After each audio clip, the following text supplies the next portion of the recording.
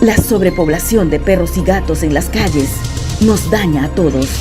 Simboliza maltrato, abandono e indiferencia a la salud y la vida de seres indefensos, y hasta de nosotros mismos.